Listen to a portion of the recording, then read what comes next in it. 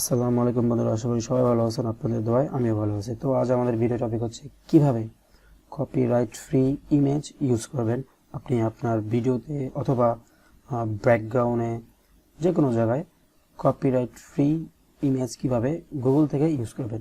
তো যেহেতু আমরা গুগল থেকে ইউজ করব, তো আমাকে যে কোনো ব্রাউজার ওপেন করে নিচ্ছি। তো আমরা গুগল ক্রোমে ওপেন করে নিচ্ছি। গুগল ক্রোম ওপেন করার পর এখানে আমরা সার্চ বারে আমাদের প্রয়োজন অনুসারে আমাদের ইমেজ সার্চ করব। তো আপাতত আমি DSLR photo background image search করলাম। সার্চ করার পর এখানে যে ইমেজগুলো শো করছে এগুলো আমরা ইউজ করব না, কারণ এই ইমেজগুলো ইউজ করলে কপিরাইট ক্লেম আসতে পারে, আবার না আসতে পারে। তো যেন নাই আসে, তো এই জন্য আমরা জাস্ট এই সেটিংয়ে ক্লিক করব। সেটিংয়ে ক্লিক করার পর অ্যাডভান্স এরিয়া ক্লিক করব। অ্যাডভান্স এরিয়া ক্লিক করার পর একটু নিচে আসব। নিচে এসে এইখানে ক্লিক করে আমরা এই যে 4-5টা অপশন আছে, এই অপশন থেকে আমরা সবার লাস্টেরটা ইউজ করব। কেন?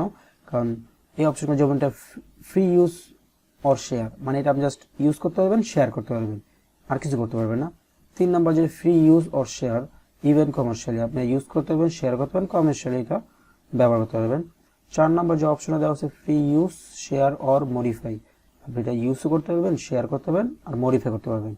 কিন্তু কেনই আমরা সবার লাস্টেরটা ইউজ করবো? এখানে সবই করতে পারবেন, যে ফ্রি ইউজ করতে পারবেন, শেয়ার অর মডিফাই করতে পারবেন, ইভেন কমার্শিয়ালি, মানে টোটাল যা যা প্রয়োজন আপনি তাই করতে পারবেন। তো আমরা সবার লাস্টেরটাই সিলেক্ট করব আর অ্যাডভান্স সার্চে ক্লিক করব।